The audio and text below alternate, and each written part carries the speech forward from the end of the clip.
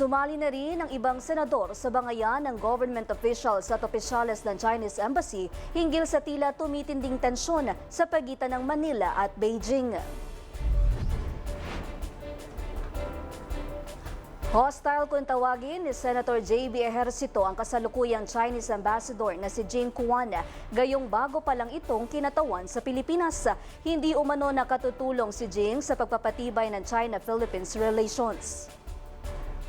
So instead of dousing cold water to the fire, he's adding fuel to the fire. So I think kung mas maganda, kung papalitan ng someone who is more diplomatic in dealing with the Coast Guard.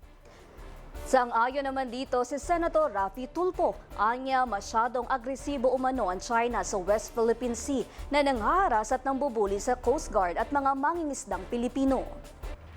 Wala naman akong recommendatory power o wala akong authority para sabihin palitan.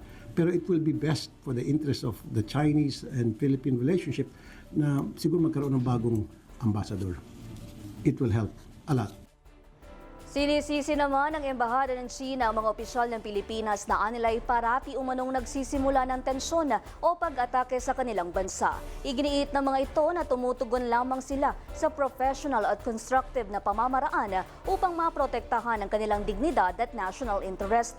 Samantala, bagamat hindi sinuportahan ni Senador Robin Padilla ang Senate Resolution No. 256 na kumukondena sa pag-atake ng China sa ating mga opisyal, nanawagan ito na maging firm at diplomatic.